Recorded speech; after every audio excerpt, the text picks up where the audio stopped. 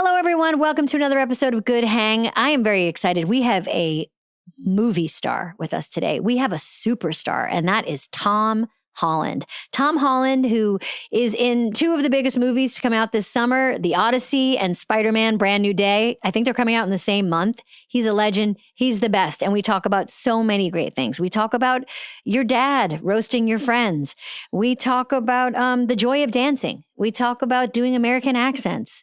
And I tell him that I believe that he is the type of man that will save us from toxic masculinity. So he takes on that responsibility like a good man does. So cannot wait to get started. But before we do, we always talk to somebody who knows our guests, and we speak to Jacob Batalon today. Jacob, who plays Ned in Spider-Man, is Tom's really good friend in real life. I mean, they grew up together on set, you guys. So let's get Jacob on the line here, and I'm going to get my headphones, and we'll check in. Jacob, are you there?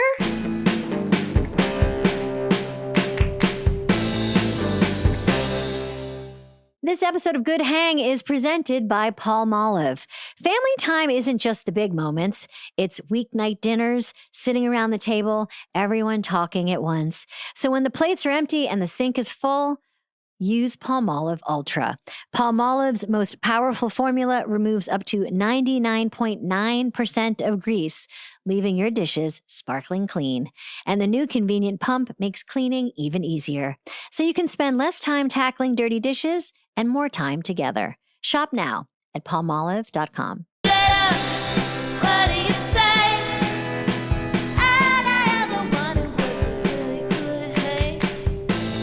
Hey. Jacob? Hey, what's going on? Mahalo! Oh my God. Hey. Hi. What's going on? I'm so sorry. My dog is like not leaving me alone. Not at all. Let's talk about this dog. For people that can't see this dog, what kind of dog we got here? She's a multi-poo. So she's so cute. She's well groomed. Yeah, she's pretty. She just got her hair cut, and she's I swear to God, she was like not bothering me the whole day. And then as soon as she sees me on Zoom, she's like, "Oh, it's fucking time to get going." Like we love dogs on Zoom. We love dogs. What's her name? Her name is Vulpix, like the Pokemon. Yeah. Amazing. Yeah, so there's that. Jacob, it is so nice to talk to you. Oh, thank you so much for having me. This is so awesome. I literally need to get the gushing out of the way. Pause. I love you so much. This is so great. I'm such a big fan of you. Thank you very, very much for saying that. I have two teenage boys, and they're kind of blown away that I'm talking to you today. Amazing. Oh, that's really nice. You're very, very famous, and and they love your work, as do I. And I love, like, I will just say, and I feel it already, the work that you do, your spirit comes through. Oh, thank you so much. That means a lot, Amy. Thank you. Of course. It's really kind. And may I say, like, it's also just, it's very Hawaiian. I appreciate it. Yeah. I mean, hopefully people are still proud of me back home. Well, there is this thing, there's something very hard to pin down or like explain it, almost like explaining it ruins it, but about Hawaiian people and culture. But I mean, I just have to say, I thank you for your energy and Hawaii and their energy, because it means a lot. We're thrilled to talk to you today because you and Tom Holland, our guest, who I've never had the pleasure to meet and can't wait to meet, are genuinely really good friends. Yeah. I think it's not hyperbole to say that we've literally seen each other grow up, and I'm obviously proud of who he's become and like what he's done with his life and where he's gone in his career as well. But it's crazy. We at the time we weren't even allowed to drink alcohol. Yeah, and now we're 30. I know. I mean, in researching for today, the fact that when you guys got the parts, you were 18, 19? Yeah. We're about to. And frankly, signing, a contract that was like, we're going to do a lot of movies with you. And it's going to be the next 10 years of your life. I mean, that is a big decision to make at that age. And boy, you're gambling that the person you're working with, like, hopefully is not a dick, right? Yeah, exactly. Did you guys read together, audition together, and read together? Yeah, so I had done like the traditional thing of, I think self-tapes at the time were still kind of new. So I did a couple of those, and then we did a screen test together for the first time. And I think ever since like that time, it was back in like 2016. It just I think that the chemistry was pretty apparent. And at that time, I don't remember a lot. I feel like for me that was like my first ever job, and so that kind of big audition and uh, coming in, it was all like literally such a blur that I barely remember what we said to each other. I just remember thinking like, God, I really hope I have a job after school. Like, but it was just like such a great time with him because he was such a easygoing person and he made it so light. And at that time, John Watts, our director at the time, really made it a point for us to really bond. And it was like such a beautiful sort of story of like two friends coming together out of nowhere. Yes. I mean, you can just tell that you two really love and enjoy each other. And the movie hinges a lot on Peter and Ned's like relationship. Yeah, absolutely. I think, Tom is also he's big on like making those relationships feel real. And like, that's kind of the backbone of Peter Parker's story. So I think he was also a very big proponent of making sure those relationships make sense and that it works. So, yeah. I mean, it goes deeper, to this idea of like male friendships and how they're important they are and how men really need friends. Yeah, absolutely. Like I don't want to advocate like male loneliness or anything. Yeah, but it's true. It's a real thing. True. It's a real thing to have somebody absolutely. that has your back and that also can kind of be with you through the tough times. Absolutely. In this new movie, I mean, there are some tough times because you guys all forget that you know each other and you have to learn to figure out what's great about each other again. It's a cool metaphor. Yeah, it's really cool, and hopefully it works out for him. Usually Spider-Man's life is not great. So. Now, did you grow up as a big fan of Marvel and comic books and these characters? And I gotta say, I was more of a Power Ranger guy. Power Rangers is definitely my thing. Yes, but I think what did you like about Power Rangers? I think it's just like the colored leotards. I think it's just and just like their cool helmets. Because I know that obviously it wasn't them doing the fight scenes, but it was still super cool. I really got into superhero stuff like actually when Tobey Maguire was doing Spider-Man, and I think a lot of us, for people who were like millennials, I think that was like our guy. Yeah. I remember when I first saw Spider-Man, I thought like, how did this guy do all of this stuff? Yeah. And then I see Tom doing all this stuff by himself, and it's like insane. Like it's actually crazy to be, again, 30. Like not that 30 is old or anything, but like when he was 19, he would get knocked down and come right back up. And now like, he needs a couple of days. Jacob, I want to talk about this with him today because I'd like him to stop. I'm telling you, like, he's actually doing something just too dangerous for his body. Like, there's stunt doubles for a reason. Yeah. Okay, this isn't going to go over well, but I don't even think there should be any stunts at all in any movies. He's just like doing like, it's too stressful. His taxes. Yeah, he just does his taxes all movie. Yeah. Yeah, exactly. Yes, Peter learns to do his taxes and Ned helps him and they go get ice cream as a little treat. And then they watch a movie and that's what I want to see. And then that's how the movie ends. That would actually be very beautiful. I think it's very... And they just put ice on some of their old injuries. Yeah, like especially on their knees. My knees are hurting. Oh my goodness. Yeah, they put some ice on their knees, and maybe I don't know. They call they get food delivered, and they just chill. Oh my God! My missus. This is so random, but she put me on to putting like heat pads on my lower back. Oh my! It's not random, babe. Let's talk about it. Heat on your lower back. I mean, I'm lying on a heating pad all day. I could sleep in all day now. But okay, you want me to blow your mind? Right behind me. Yeah. I'm going to show you this. Right behind me, I have heating. Oh, you put this in the microwave. Oh, yes. Right. And you can wrap it on, I don't know, your shoulder or your lower back. It's incredible. I am literally, this is how I know, like, I'm so turned on by that. Yeah. I genuinely want to buy one now. Yeah. I'm going to send you one. Oh, thank you. Before we get to your question for Tom, just let's talk a little bit more about what's so great about him. What's so great about him? Yeah. I think, again, from the first time I met him, he's just been he'd been so welcoming and so nice to me. And obviously, like, he had done a few things before I had, and he was really willing to be there for me and support me. And there was a lot of times earlier in my career where I didn't really know what I was doing, just in general. I have like a whole team of people to help me through that stuff. But at the same time, I think just dealing with like the sort of actory part of it, I think he was always there to be supportive of me. And I know him like as a person, like I just know he would never talk dirty behind my back. Yeah. And he's just like he's just an amazing, like, good person like that. And I don't want to flex too hard, but he just bought me this little Rolly. I wanted to, I wanted to wear it for him, because that's my boy for life. And I hope he doesn't mind that I told everyone that. But well, he's very British, so he'll probably be a little embarrassed. Super embarrassed. But we can flash it a little bit. Wow, that's a real friend. You know what? Not one of my friends has ever bought me a Rolex. I think this is your sign, Amy. You gotta reassemble. You gotta like rebunch them up. It's really making me feel like do I even have friends? That's what I said. I was like, this is also like another side piece to my story. I just had a bachelor party in Vegas, and it was so fun. It was the greatest time ever. And it just like, I showed everyone this watch, and they were all like, "Oh, that's a great watch." And I'm like, "Yeah, one of my closest friends got it for me." So,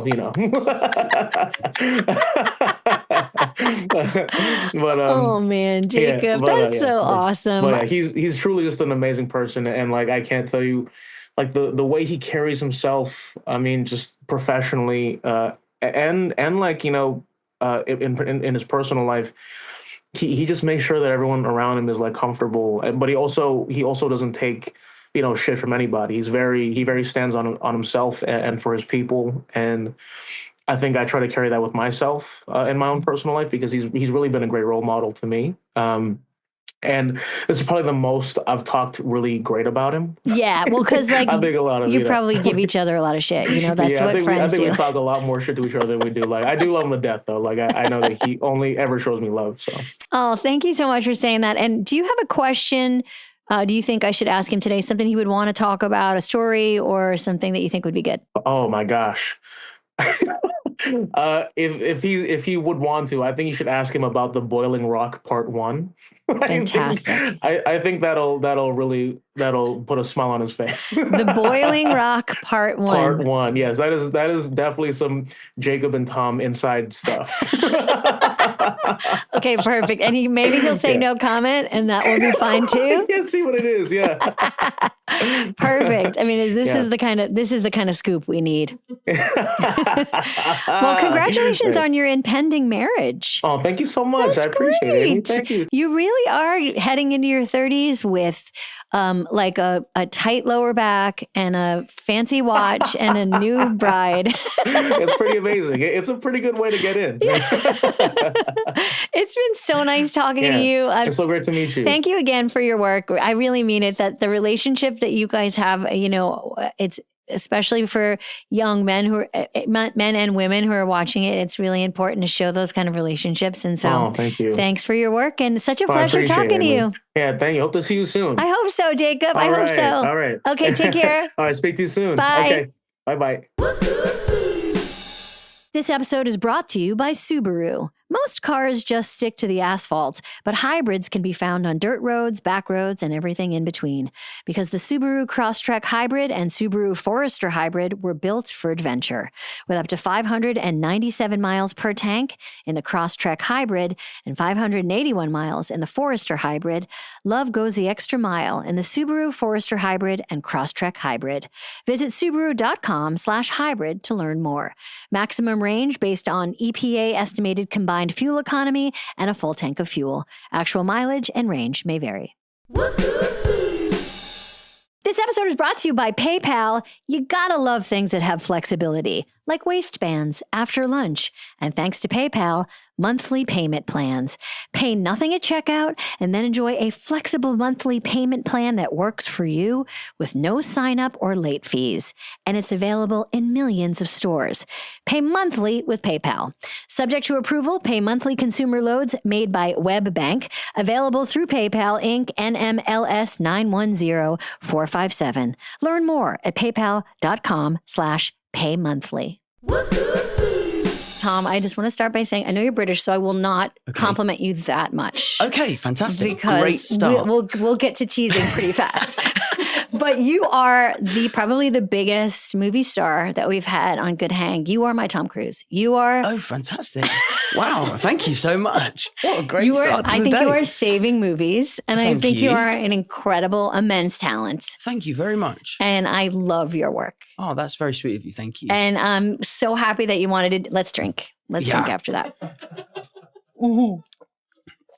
But I was so happy that you wanted to come on because you're like a huge part of our family's experience in movies. I have 2 teenage boys. They are huge fans of your work, and as am I. And I think the way you approach your work and the way you approach who you work with and how you work is really very, very special. Thank you. Then compliments done. Done. Yeah. Now criticism. Yes. So you grew up in Southwest London. 5'6". You're short as fuck. Thank you, Amy. Well, I'm a shorty, so I never even know how tall anybody is. So I think everybody's tall. You're a Southwest London boy. Yes. And growing up with 2 artist parents. Comedian dad? Yeah, my dad is a stand-up. Yeah, my mom is a photographer. Okay. So what is your house like? Like, what are you guys laughing at? Because I'm kind of obsessed with the fact that UK and US, like there are big things that we love that we don't know about each other's comedy. Right. It's interesting. I mean, my dad obviously being a stand-up, what was so interesting as a kid is that I always thought he was just unemployed because he was always around. Home all day. Like he would put us to bed. Yeah. And then he would go off and do his job. He was either a comedian or Batman. Like I had no idea what my dad did at night. Yeah, that's great. So it was just a lot of fun. And my dad was always really keen for us to all contribute to the family dinner as much as each other. Mm-hmm. There's telling stories. How was your day at school? Like good was never a good enough answer. It was always like, well, tell me why your day was good or tell me why your day was bad. Mm-hmm. And I think his showmanship really helped us as young kids to become social. And I think it's really helped me in my life and my career, what I ended up doing. The tough thing about having a comedian as a parent, as I'm sure your kids will know, is that no one that you bring to the house is safe. Like any of my mates that come over when we were kids, my dad would just rinse them. And it was almost like he was using dinner as like a warm up to go out and do a show that night. Oh, this is gonna hit home. So it was always we had an amazing childhood, and my parents are such wonderful people. I really admire both of them. My mum in the way that she continued working, but was also like the most hands-on mum, and then my dad the same. My dad was, like I said, he would only work when we were asleep. Yeah. So he was always there. He took us to school. He would take us out after school. There's 4 boys in your family. There's 4 of us, yeah. You're the oldest. I'm the oldest, probably not the most intelligent of the 4 of us. My brother Harry is pretty sharp. Harry's sharp. Is there any of the 4 that are introverted? I'd say Paddy is slightly introverted. Okay. Yeah, Paddy is the youngest. He's a really talented painter. Yeah. So he's really kind of got into this world of like sitting up in his bedroom and you're like, what's Paddy doing? And then he comes downstairs with this canvas and it's amazing. Yeah. He actually worked on Spider-Man 4 in the art department. Oh, that's cool. I'm curious about birth order because I'm the oldest as well. Okay. And being the oldest is like, there is a responsibility. Yes. It is. Just set an example. One of your brothers was your assistant during one of the films? Yeah, Harry was my assistant for a long time. Which was actually great. When I hired him, I was a little nervous about asking my brother for a coffee and him being like, fuck off. Your younger brother. Like, what are you doing? I'm not getting you a coffee. But he came around? Yeah, he came around. He was great. He was super professional. And him and I now are running a production company together. Oh, that's great. And trying to sort of revitalize that mid-budget movie and really try and put those movies back on the map. What is it like to be in a house with 4 boys? It's wild. I mean, that's more a question for my poor mum. I think when Paddy came along, there is a video somewhere of his birth video and he comes out and his balls are so red. And I think you can hear my dad go, "Oh, for God's sake." Also, I mean, your mom probably would deny this to the day she dies. But when you're having a fourth child and you've had 3 boys, maybe you're like, maybe this one would be a girl. Yeah. I think that was the intention. Yeah. And listen, I want to just say that I love my brother Paddy to absolute death. But he's the youngest. He can take it. He can take it. And bless him. As the youngest, he is the butt of every joke.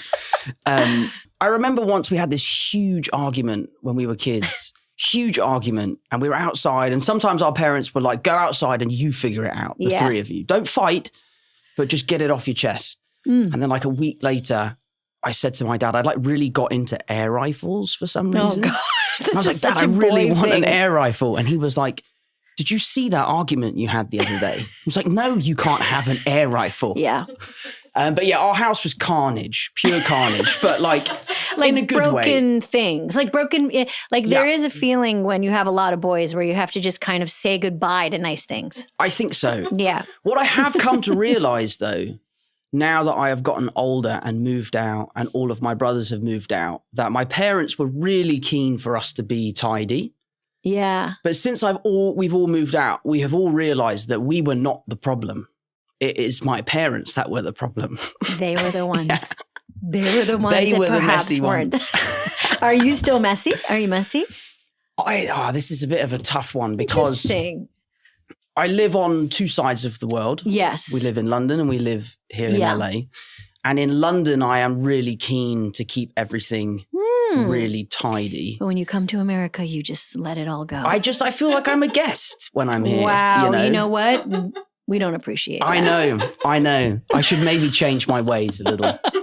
The thought of you guys working it out in your house makes me feel like, as brothers, makes me think about you as a young person, because we started to get to know you as a young person dancing on the West End in Billy Elliot, and like the way in which you had freedom to move felt like that just came from your house. Like, right, yeah. Right? My parents were always huge fans of dancing, and all of us were sent to this kind of Saturday school. It was called Nifty Feet. It was this kind of really fun little street dance kind of class. And we would do these shows every summer at the ballet school down the road. And my parents loved it. Like it was such a fun time. And I remember it's so funny how there are conversations that you have in your life that really shape you as a person. And I remember one dance class or something, my parents would come and watch every single time. They were always there watching. And I guess maybe I was having a bad day or something and I was marking all the routines. And on the way home, I thought that I had been really cool in the way that I had marked it. It was like, oh, I don't care. I don't need to try that hard. Sure.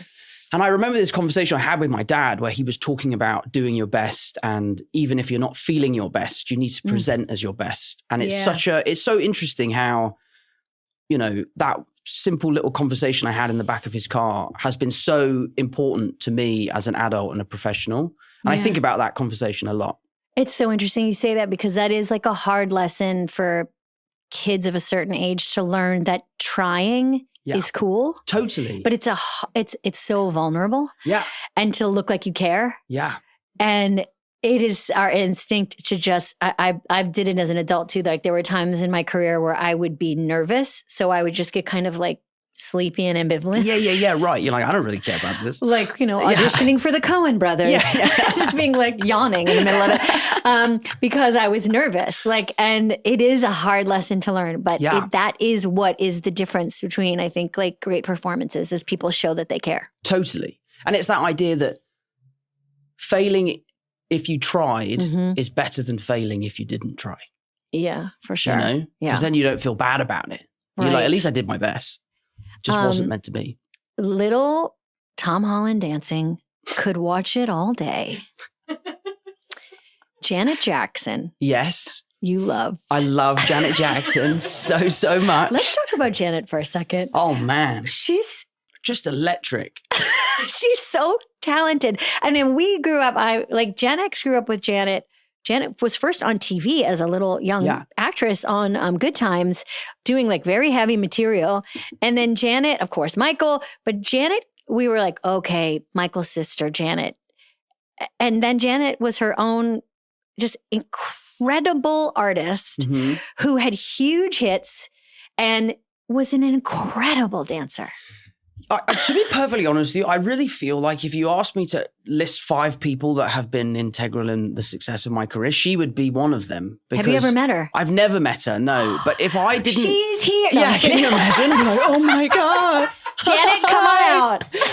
But if I didn't show that I had an understanding of like rhythm, my mum would have never got me into dancing. And if I didn't get into dancing, I would never have been spotted to audition for this show. And if I didn't do that show, I wouldn't have got an agent. And, you know, it was never something that I sought out. I never wanted to be an actor. It was never like I sat down with my parents and was like, I have this dream of being famous. So if it hadn't been for that song when I was a kid, I probably wouldn't be sat here today, which is kind of crazy. Isn't it crazy? I was talking to Billie Eilish was here and we were talking about how she was like, you know, getting ready to compete in all of her dancing competitions. Oh, I saw this clip. And then so good. Got hurt and then her song became, but I do feel like I have a strong love and passion for dancing. I feel like dancing is, first of all, it feels like magic when people can do it well. It feels like something spiritual, but also I love it just personally because it's very good for my nervous system. Yeah.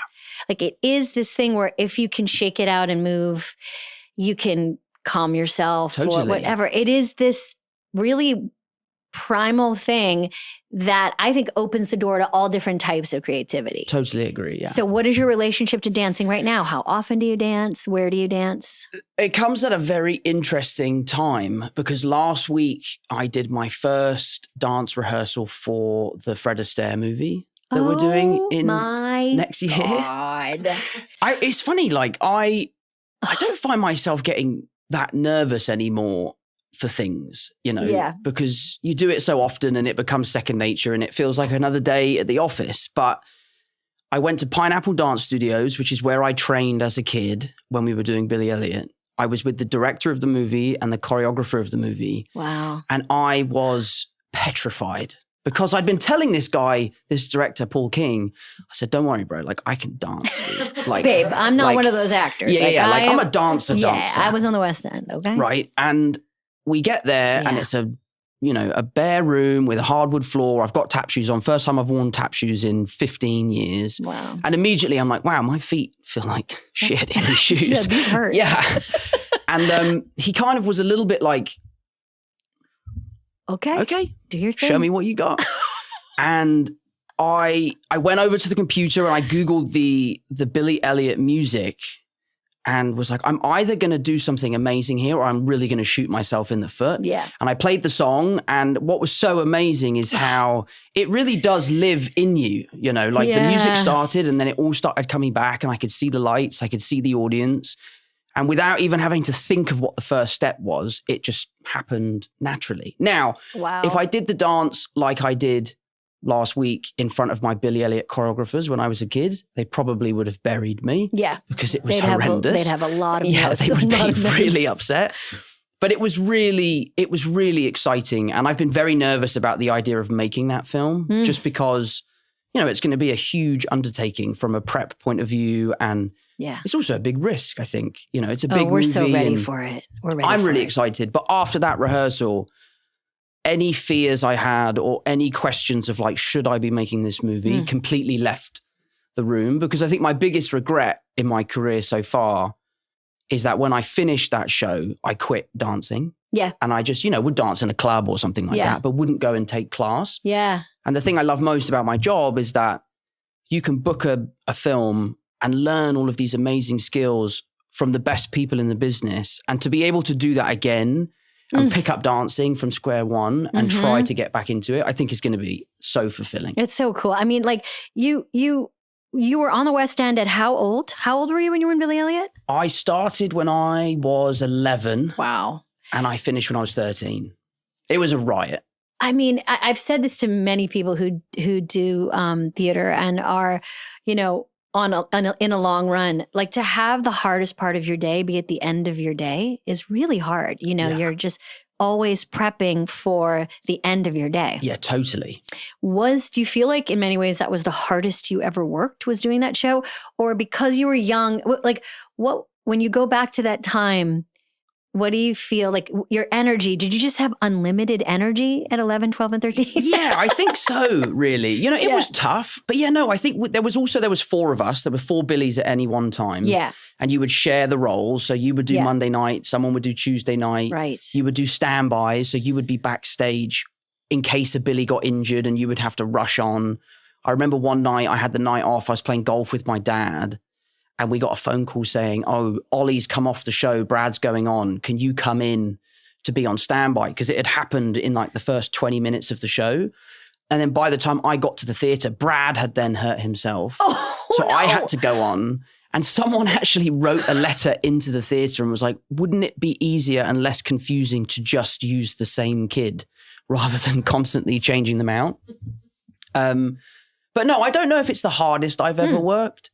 I think The Odyssey, the most recent film I did, I mean, that was, one of the toughest jobs I've ever had. I cannot wait to talk to you about it. First of all, can't believe I'm not in The Odyssey because everyone else is. Christopher, Tecaville. But I cannot. Also, all I've heard is that how hard it is. And you do hard things in your movies. Okay. But before we get to the 2 biggest movies of the summer that you are in, I just want to talk about The Impossible for a second. Okay. Because for people that haven't seen it, don't watch it. It's too sad. It's intense. It's so intense and it's so sad. It's so good. It's heartbreaking. You are incredible in that movie. Thank you so Your much. performance is incredible. Naomi, Ewan McGregor, the younger children who play your brothers are incredible. Yeah. It is for anyone who, the moment when you reunite is like, I know that I'm depressed when that comes up on my TikTok. Like, I know that I'm...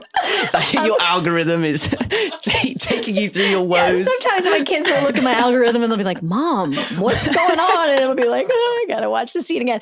I started crying, explaining the scene to Jenna this morning. I was like, and then they find each other.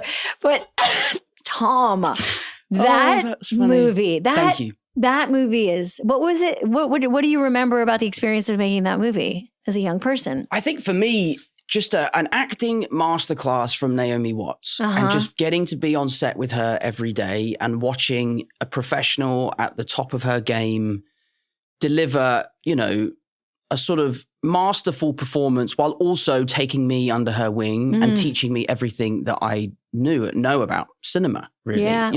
Was it your first feature that you had done? Yeah, it was my first film. Wow, so I had left Billy. Wow. Yeah. I did my first audition for the film while I was in the show. Wow. I think I had the summer off after I finished the show and then went straight in to make that film. So I had no idea what I was doing. Wow. And I can imagine as, an actress that was doing a job that she might describe as the hardest role she's ever played, to have to also teach a young kid how to do it. Mm-hmm.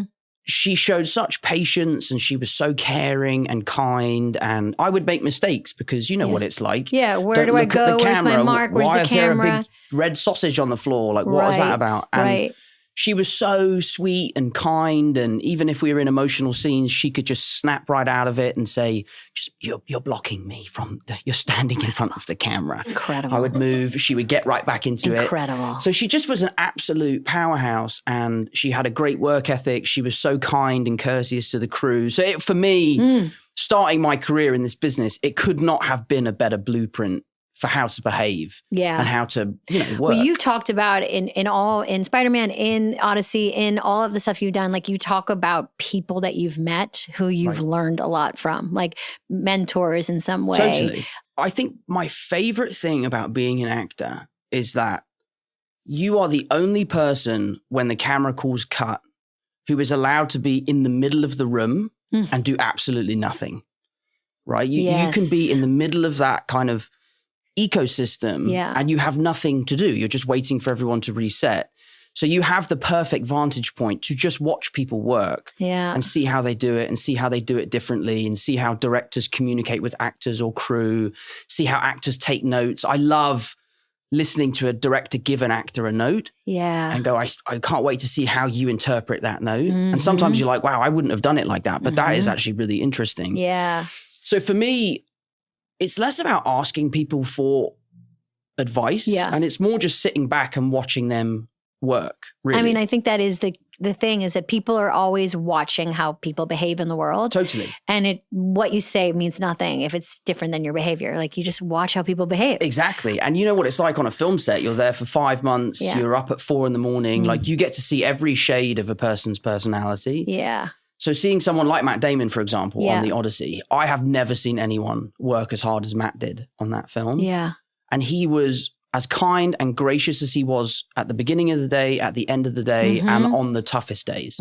So it was awesome for me to see someone as experienced as himself also just be the nicest guy and treat it as if this was his first movie. Yeah, that's awesome.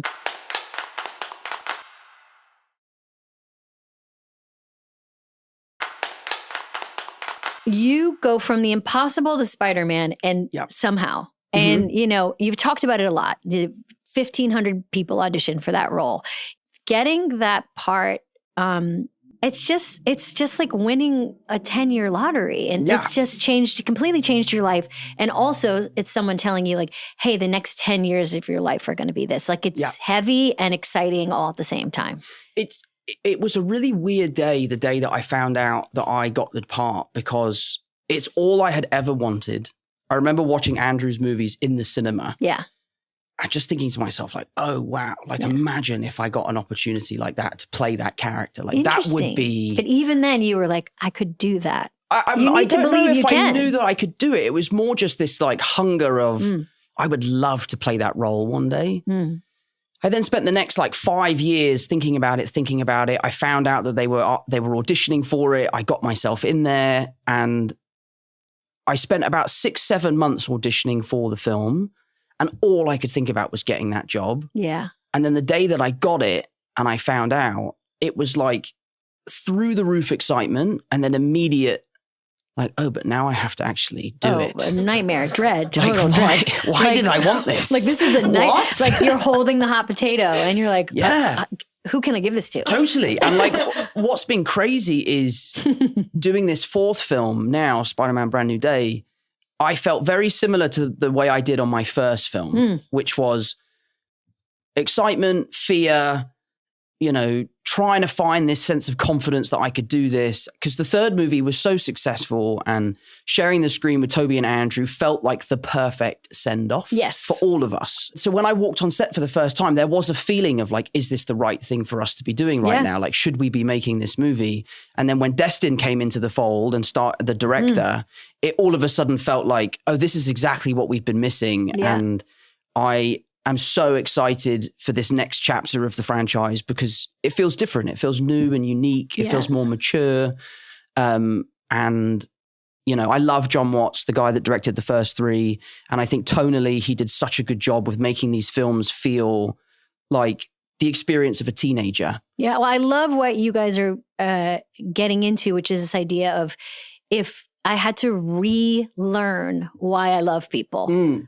Like that thing of if I had to like do it all over again, would I choose the people in my life? Yeah. Like, it's a deep, cool metaphor for what it's like to get older, like to grow up, to look at your life. Like, it's very cool. And also, like, what is memory? Like, what are we supposed to remember? What are we supposed to let go of? Like, it's very, very cool territory. Yeah, I think my proudest thing about this new movie is the message of it. It's a superhero movie at the end of the day. Tom Rothman, the studio head, kind of describes it as a superhuman movie because I think the message is so important for young people. In this digital age, it's so easy to sit at home of an evening and just scroll through your phone and just turn your mind to mush and to forget about how important socializing is. Well, my phone is my best friend, so I don't talk about tell her me like about that. it. I had like a whole bunch of work Watch I your was mouth supposed when you to talk do about on my the plane phone. yesterday. Growing up, did you care about Spider-Man? Because you dressed up as Spider-Man? Oh, yeah. Yeah, because I have boys who loved Spider-Man too. And it's really fascinating to watch how that character gets into the psyche of girls and boys. Why do you think they love? Why did you, as a young kid? I think it's because he's always asking himself that question of who am I? Yeah. You know, because he doesn't know who he is yet. It's this young experience of failing or trying to talk to the crush that you have at school and it doesn't go well, or being behind on homework. And it's just that youthful experience of finding out who you are as a person. Yeah. And what I love about this film is that the whole premise of the movie is that he's neglecting who he is. He is kind of trying his best to suppress his trauma and just focus on being a hero, while failing to realize that the person he is makes him the hero that we love. So it's a really nice little balancing act. And I also think if you ask any young kid what their favorite color is, it's going to be red or blue. And he has both of those. He's got them both. He has both of those. He's got both, babe. Yeah. And he also does that thing where he shoots from his fingers. But it's not this kind of shoot. That is very important distinction. It is, because it is a totally different distinction. I'm probably doing it wrong. It's close enough. Close enough. Yeah. And that for little young people feels like a way to like expel energy. Yeah. Like, and the other thing I'll just say is that because you're a dancer, the way you moved as that character, because Spider-Man moves so, when you, and you've talked about this, which I love, is like you like to get into characters physically first. Yes. Like that's how you kind of walk around the space with them. And I just want to, before we move off of the dancing part, I just want to say that I think there's a deeper reason why your viral moment dancing to Umbrella was so successful. I have to bring it up. I'm sorry. I've watched it 5,000 times. I get more compliments for that dance than any piece of work I have ever done. Yeah, I've probably watched it more than most movies. But not only because of the talent, not only because it's just so funny and fun and great, and like you guys are having such a good time together, but it's a person who is, dare I say, comfortable with their feminine side. Oh yeah, totally, yeah. Well, oh yeah, totally, yeah. But that's not always the case with men in general. And I mean, you've talked about it, like being a young boy doing ballet, being like a person who's had to like figure out like what is typically male, what is typically female, like what comes from all that. When you come out confidently in that outfit and crush it was like exploded everybody's ideas of everything in the best way. Now, I'm not to put like, I know that wasn't your intention maybe, but I just hope you know that it opened up a lot of feelings for a lot of people. I will say that at one point in the dress rehearsal, the lady was like, do you think we could cut the shorts a little bit short? I was like, no. You were like, okay. I'm doing enough. I'm doing enough for the cause. This is still years ahead of its time. 100%. And that moment, what is your memory of that moment doing it? Because did you feel the time like this is really fun and funny and goofy? And then has the response been confusing to you? Or did you, what's your memory of doing that? I was really excited about it. Yeah. I was nervous at the prospect of doing a live show. Sure. And doing the dance and messing up the choreography or something like that. But it's funny, it never really crossed my mind how it would be received. I just thought, oh, what a fun idea. Like, we'll do this kind of singing in the rain thing. Mm-hmm. And you felt the energy in the room literally deflate. Like, I started doing the thing in the suit and there's like, you know, everyone in that audience is like 19 years old. Sure. And they were like, so everyone's okay. like, what on earth is he doing? Right. And I just knew in my body, I was like, when I take this suit off, you are going to go nuts. And I remember like I had to put lipstick on behind the dancers and stuff. So exciting. And I had to rip the suit off behind them, which I'm almost sad I didn't do that on camera because it was so fun just having a rip away suit. They wanted to like cover just in case you didn't get it right. Just in case, you know, there was... Little did they know they were working with a professional. Exactly. Yeah. A professional. And that dance is a great example of what your dad said in the car, which is like, go for it, babe. Yeah. If you're going to do it, give it 100%. Yes. Yeah. It's such a thrilling performance. Thank you so much. Thank you. It is. Am I wrong? That's why I'm so excited about this Fred Astaire thing because of how kind of scary it is and how much, if I don't commit to it 100%, it won't work. And I kind of love the idea of that. There's like a million different ways in which you can put your art out into the world, right? Everybody gets to put it out however they want. But, you know, there's few representations of men that feel like they're like open to experiences in that way. Am I making any sense? Yeah, no, totally, yeah. Okay, so save us. Yeah, I will do my best. Tom, please. But I want to ask you one question. I want to ask a favor of you. Sure. Don't do any more stunts. Yeah. Dude. Oh my word. No more stunts. I know. That in movies, period. Yeah.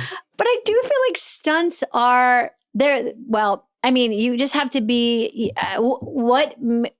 when you're doing a stunt, what do you do with your body? Like what are some tricks? Just let it happen. Just grip it and rip it, you know?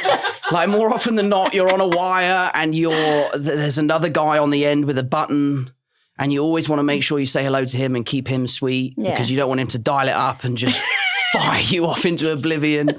But truth be told, I have an amazing team of stunt performers that I work with. Yes. And, you know, the luxury of the Spider-Man suit is that when one of us is in it, we're very interchangeable. Mm-hmm. And as it is a character that requires like a really elite level of physicality, those guys are, you know, ex-Cirque du Soleil performers, ex-British gymnasts, you know, world champions and stuff like that. So as the movies have gone on, my appetite to do everything has definitely dwindled because they do a better job.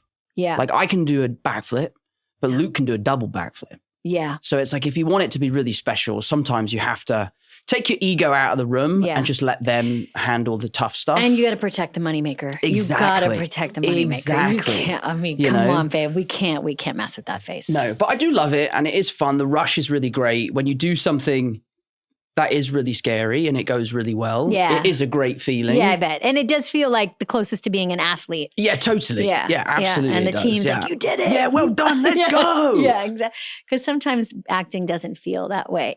Yeah, it's not, especially on set because there's, you know, if the crew give you a round of applause, it feels so like, they're just like, we want to go home, bro. Like, totally. Get on with it. You did it. Yeah, well done. You did some acting.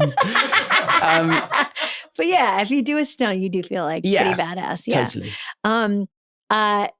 The last thing I'll say about Spider-Man is Jacob. Your relationship with Jacob is really, really cool. Yeah, he's the best. And I mean, I love that you guys are, you know, real friends in real life and met at a young age and kind of grew up together doing the films together. And also it just like shows like Ned and Peter's relationship, I think, is an example of like great male friendship. We spoke to him before this podcast. Oh, no way. Oh, no. Yes. We spoke, he talked a little bit about you and also he gave us a question to ask and he was a total delight. He flashed his Rolex. Oh, really? He showed you? Nice. Nice. But he wanted me to ask you a question. He wants me, and you do it, feel free to pass if you want, because I don't know what this is about. So I don't know. He wants me to ask you about the Boiling Rock Part 1. Oh, wow. The Boiling Rock. Is this worth talking about? You can tell us off the air. I think I should probably tell you off the air. I knew it. But now it's going to sound like we're smoking crack or something. No. It's such a typical boy thing. I was like, give me a question that he would want to talk about. He was like, the Boiling Rock Part 1. I was like, he's not going to want to talk about it. Oh, man. Yeah, no, we'll chat about that. Okay, we'll chat about that later. But tell me what you love about Jacob. I just love his... Oh, man, I'm taking that Rolex back. I love who he is as a person. Yeah. I love his soul. I love his energy. I love his enthusiasm. You know, what's been so amazing for the two of us is that our lives changed on the same day together. Yeah. And we've been through this whole journey together. Mm-hmm. And I've loved every minute of it. All of John's movies, making those, and now working with Destin. And sharing that with someone that has been there since the beginning is really special. Yeah. He's also just one of my best mates. Mm-hmm. Like, if I haven't seen him for 6 months, when I link up with him, it's as if no time has passed. Yeah. And he's an amazing actor. And I think that no one could play Ned the way that Jacob does. I think that he is the only person that could get those kinds of laughs. And especially in this movie, I think he's really dialed up the humor in an excellent way. And I just love him. He feels like he's like, that character is like a stand-in for the fan almost, you know, like the audience. And I think that was John Watts's kind of goal, was to create a movie that felt like all of us were experiencing what it's like to be Spider-Man. But me and him, we just did an escape room together. And everyone's just like, climb the walls, babe. We were in LA and I texted him and I was like, are you here? And he said yes. And I was like, I booked this escape room, bro, if you want to come. And we went, one of the producers from the movie came, and him and I were useless. Really? Useless, but we're both leaders, which is a recipe for disaster. That's right. So there was a lot of like, Jacob, let me do it. Yeah. What are we doing here? And then the time is ticking down. Yeah. It was no good. But I love him to death. And I really, he will be a friend for life, and he is such a wonderful person. And I couldn't be more grateful to have done this with him. Yeah, well, he says the same about you. And the other big, gigantic movie coming out this summer that you're going to start talking about and probably be doing press now for the next 5,000 years is The Odyssey. Yeah. Which it looks incredible. Who do you play in it? I play Telemachus. Okay. When I first sat down with Chris, I said, I'm so excited to play Telemachus. Yeah, sure. I'm heavily dyslexic, which is one of the reasons why, and I'd love to talk to you today about it actually, is why I've never done SNL. Because of the cue cards. I'm just so petrified at the concept of like trying to read something and they change. Well, I'm sure they have had many dyslexics host. Totally. It's just that like for me, I can read fine. Yeah. But when I have to read out loud, it just becomes like a kind of, it's like a mental block. Yeah. And I can freeze. So for me, my worst day at work is the read through. Like at the read through, I will really try and highlight everything and learn my lines ahead of time. Yes. So that I'm more kind of skimming it than I am You're kind of reading remembering it visually, but you know it. Yeah. So I've been really lucky that they've asked me a few times to do it. And the truth is that I'm actually just really scared at the prospect of, I love the show and I love the idea of having fun and making a fool of yourself in such a fun, creative way. It's just that thing of the cue cards. You have to remember, there have been people that have hosted that have been fully on drugs. Yeah, that is true. That is true. I think you can do it. And who are those people? Well, I'll tell so you. You can tell. You tell me the Boiling Rock. I'll tell you those people. But it is, but that's so, I love you talking about that, Tom, because it is true. Like the way we learn, how everybody learns is very different. Yeah. And of course, then what that does is it makes you like be a physical, tactile person. Right. Like of course, that's how you become, that's how you express yourself. Yeah.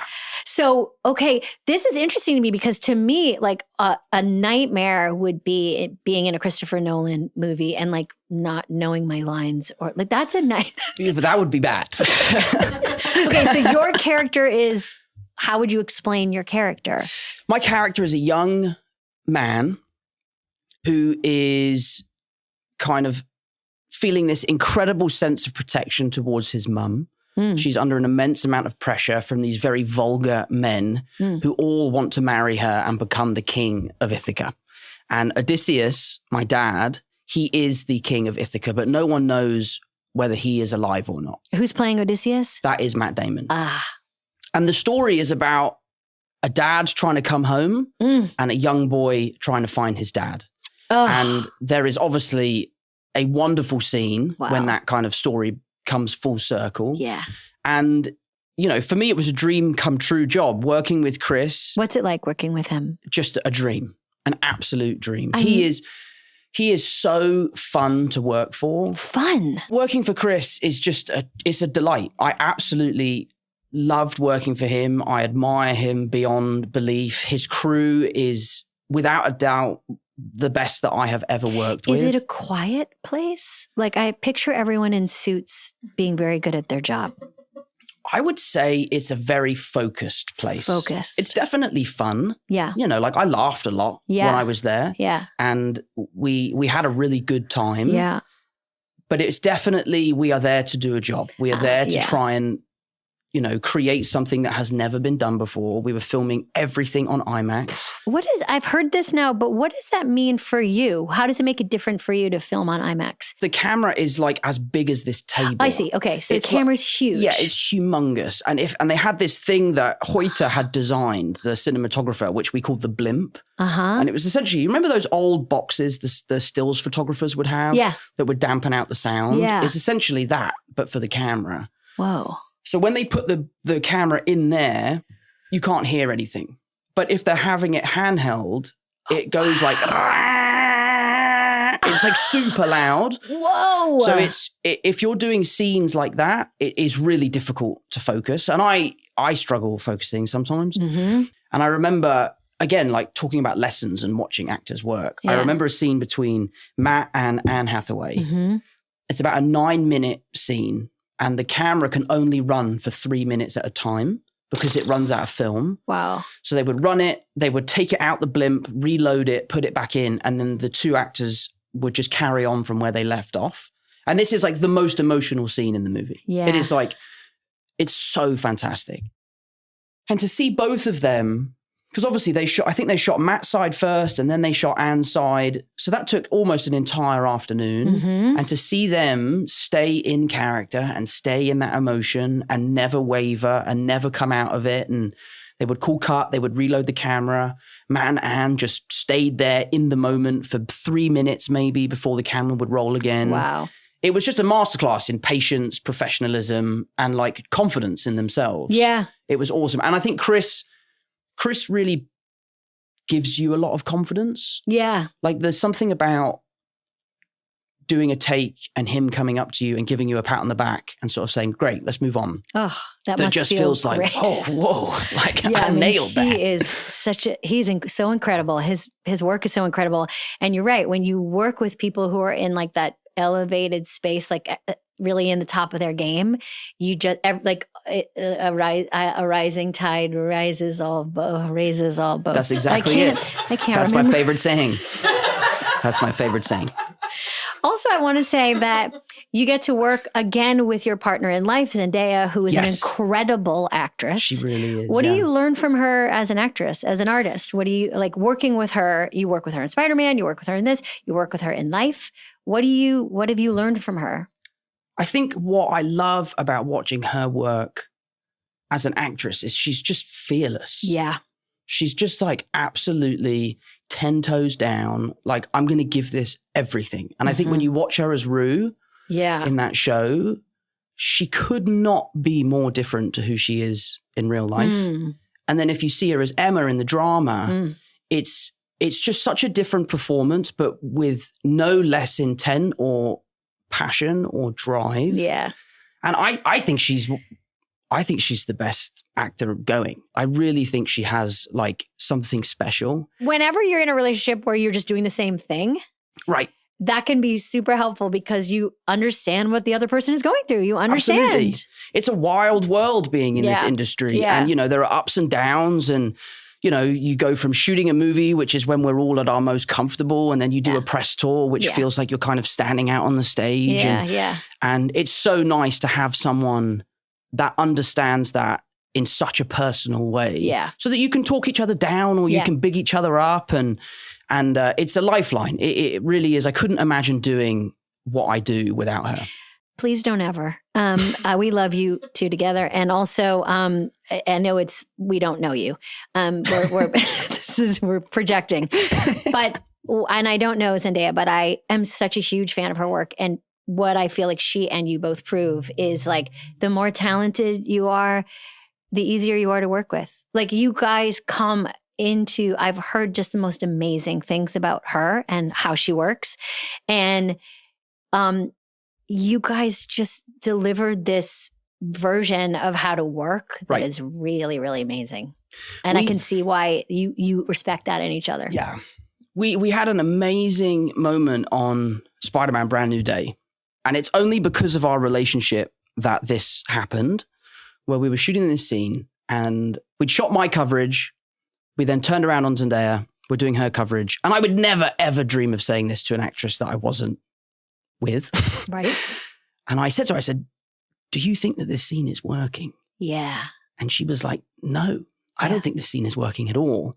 So I then went to the producers and asked, like, do you think this scene is working? And they said no. And I was like, yeah, me and Z are like really not feeling it. I then went and sat down with Destin and said, hey man, listen, I know we've been shooting for hours and I hate to tell you this, but I don't think that this scene is working. Z and I, like what we're supposed to feel, we're not feeling it in the moment.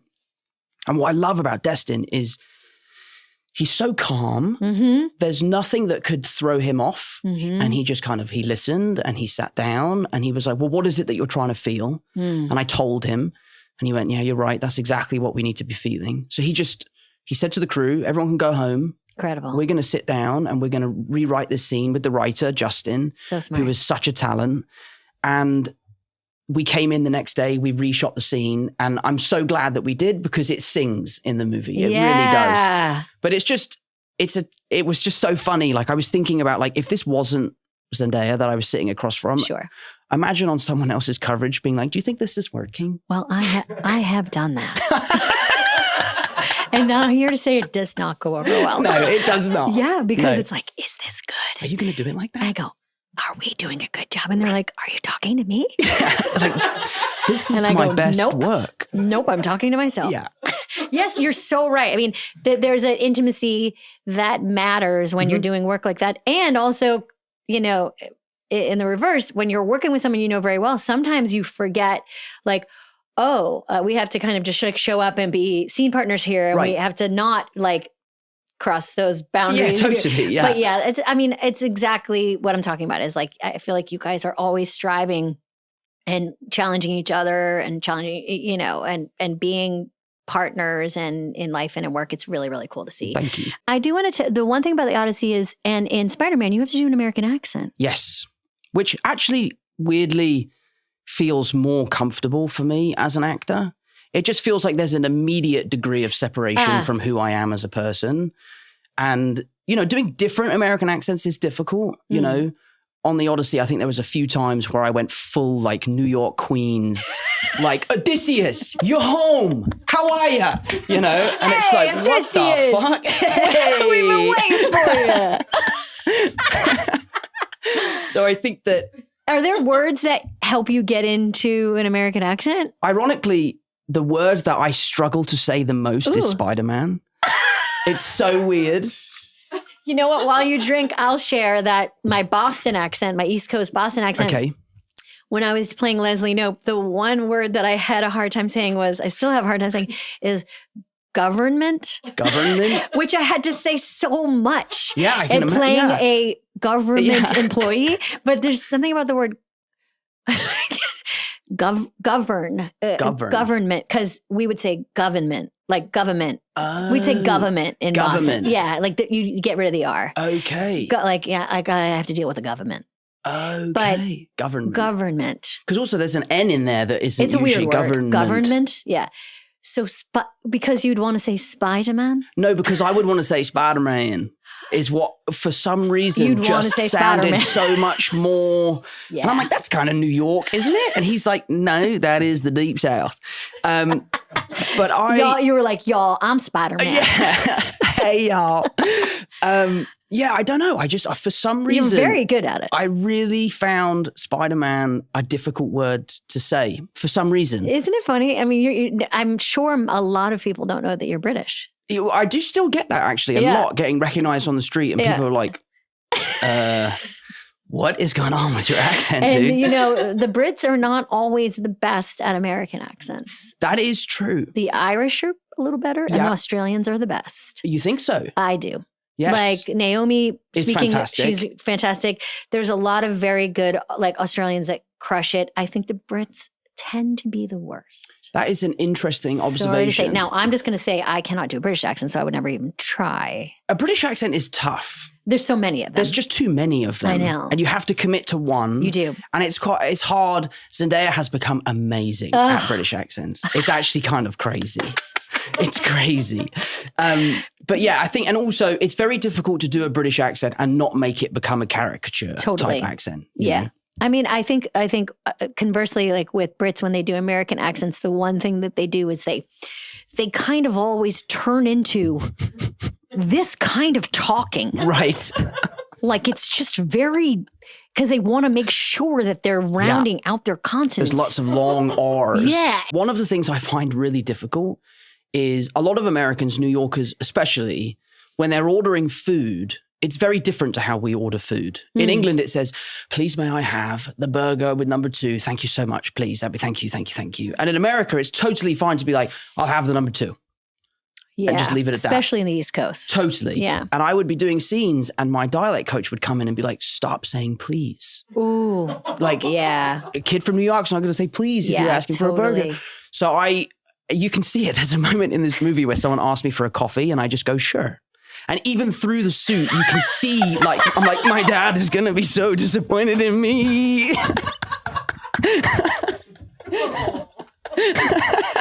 I mean, in New York, it's gotten to the point where it's like, let me get. Yeah, totally. I mean, but that is so, I mean, I'm still shocked when people get, they're like, let me get a egg and cheese. It's like, let me get. And like, my dad always says to me, he goes, no, son, you can't go and get it. They'll bring it to you. Yes. But you can't go and get it. You can have it. Let me get. But you can't go and get it. They'll stop you getting it. It's so true.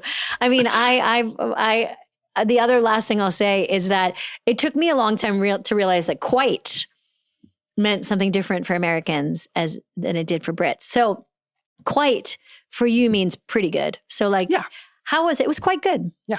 That means it was pretty good. But we don't understand that as Americans. We use quite as like it was very good. So like really? It was quite good.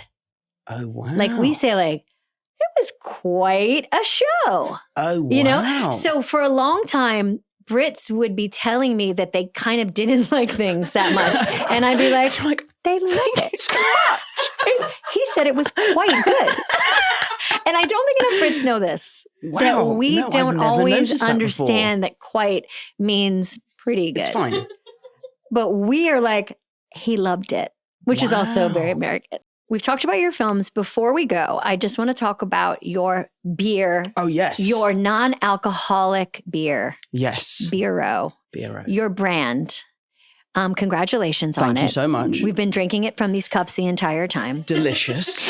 And why did you start a brand and why non-alcoholic? So I quit drinking. Yeah. Because I had a problem. Yeah. And I just couldn't put it down. Mm-hmm. And it was affecting my professional life. It was affecting my personal life and my health. Mm-hmm. So I decided to pack it in. And I got through that first year, which I think was the toughest challenge that I've ever been on. And during that first year, I noticed that there was limited options for people like me that were looking for something that would scratch that itch, that would help you live or go to the bar and be a part of the social experience, but not feel like the only person with a lemonade. Yeah. The truth behind the shandies, which we're bringing out this summer, is that Z has never drank.